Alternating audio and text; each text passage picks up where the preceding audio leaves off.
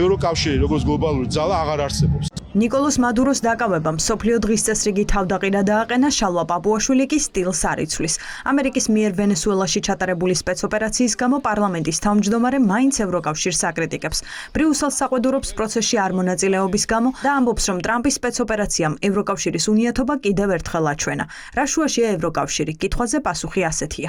ევროკავშირის წევრი ქვეყანა საფრანგეთი არის გაეროს უსაფრთხოების საბჭოს მუდმივი წევრი. ევროპის ნაწილი დიდი ბრიტანეთი ევროკავშირის ყოფილი წევრი და ევროპის საერთო პოლიტიკაში მოაზრებული დიდი ბრიტანეთი გახლავთ გაეროს უსაფრთხოების საბჭოს მუდმივი წევრი. ორი ევროპული ქვეყანა გახლავთ 5 წევრიდან 2 არის ევროპული ქვეყანა. და რას ქვია რა შუაში? აბა მაშინ ევროკავშირის მალიში რა უნდა და ევროპას არაფერი სიტყვა რომ არ ერთხმის გლობალურ პროცესებში, ესაა ზუსტად იმის ბრალი, როგორ თავქარიანი პოლიტიკაც აქვს დღეს ბრიუსელის არარჩეული ბიუროკრატია. ევროკავშირის კრიტიკა პაპუაშვილისგან გასაკვირი არაა. ბრიუსელის რეაქციას კრიტიკოსები ისე დაცხავს, თუმცა საგულისხმო ისაა, რომ პარლამენტის თავმჯდომარეს ამ შემთხვევაშიც პირველი ევროპელები ახსენდება. სპეცოპერაციაში, რომელშიც ევროკავშირი ჩართული არ ყოფილა, მაინც მათ გასალანძღად მიზეზს ეძებს. არ სურს თქვას, რას ფიქრობს ტრამპზე, მადუროს დაკავებაზე და რას ნიშნავს ახალი რეალობა საქართველოსთვის. პაპუაშვილს რომ ვკითხოთ, შეფასება ჩვენნაირი ქვეყნისგან საჭირო არც არის. პროცესს ვაკვირდებით, ჩვენთვის რას ნიშნავს ეს ყველაფერი. ეს კითხავ ჩვენთვის ნიშნავს იმას, რომ საერთაშორისო უსაფრთხოების სისტემა არ არსებობს.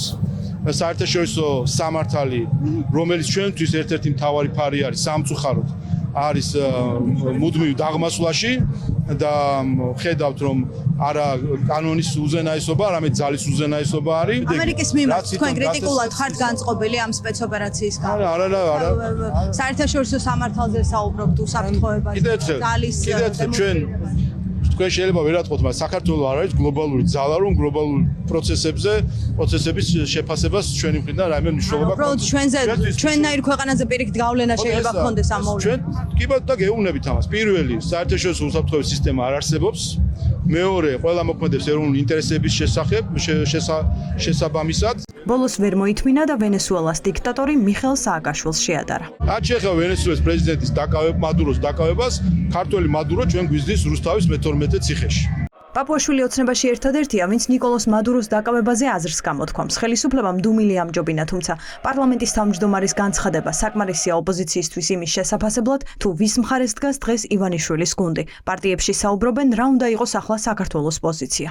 საქართველოს უმთავრესი ინტერესი უნდა იყოს არაღიარების პოლიტიკის გამტკიცება და ერთი ძალიან დიდი და მნიშვნელოვანი სახელმწიფოს მიერ აფხაზეთის და ცხინვალის რეგიონის აღიარების გაწვევა. ეს არის მთავარი ქართული ეროვნული ინტერესი. მეორე მხრივ გლობალურ კონტექსტში ცხადია, ჩვენი სახელმწიფო უნდა ცდილობდეს, რომ აი ამ ახალ ძალიან სწრაფად განვითარებად სიტუაციაში სწორად ნავიგაციას ეწეოდეს, რასაც ასევე ეს რეჟიმი არ შვება. ნაცვლად იმისა, რომ ეხლა ჩვენ ახალ ალიანსებს ვქნიდეთ და ძალიან მჭიდრო კავშირებს ვამყარებდეთ, ჩვენ ხედავთ, რომ ეს რეჟიმი ანადგურებს ყველა არსებულ ალიანსს. ეს არის უარის თქმა დასავლურ ინტეგრაციაზე, სინამდვილეში ეს არის მარტო დარჩენა რუსეთთან და რუსეთში ინტეგრაცია გარუსების პოლიტიკა, რასაც ქართული ოცნება ყიდის კონსერვატიზმად, ყიდის მშვიდობად და ამის გამოსხივება იყო იმ განცხადებაში, რაც პაპუაშვილმა გააკეთა. ოცნება ამერიკის კრიტიკას ერიდება. აქვს თუ არა გზავნილი შტატებს მისთვის? ეს კითხვა მას შემდეგ გაჩნდა, რაც ამერიკის საელჩომ სოციალურ ქსელში მარკო რუბიოს წერილი გამოაქვეყნა. ქართულ ენაზე გამოქვეყნებულ განცხადებაში ვკითხულობთ, რომ შტატები არ დაუშვებს არსებობდეს ვენესუელას მსგავსი ქვეყანა, რომელზეც გავლენა ექნება ირანს და ჰეზბოლას.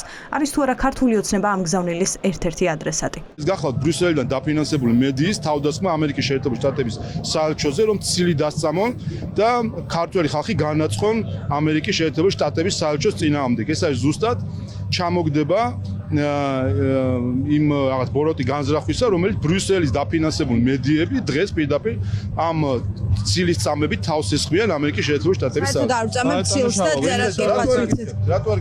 დიპლომატიურ სამსახურს აქვს დიპლომატიური გზავნილები, ბატონ შალვა. და დიპლომატიური გზავნილები ითარგმნება ასევე პოლიტიკური პარტიების მხრიდან. და თქვენ გეკითხებით. მისამართი ციცით, მათი პრესტივნები ციცით, გკითხეთ და გიპასუხებთ. არადა ოპოზიციაში ამბობენ, რომ გზავნილი სწორედ ამ სიგნალს შეიცავს. შტატები ანტიამერიკულ სახელმწიფოსთან თანამშრომლობას არ დაუშვებს და მეტიც, ყველა დიქტატორს, ვინც ირანთან თანამშრომლობს, მადუროს ბედი ელოდება. ამერიკის შეერთებულმა შტატებმა ძალიან კარგად იციან, რამდენად მჭიდრო კავშირები აქვს ირანთან, მაგალითად ქართული ოცნების ძალადობის რეჟიმს.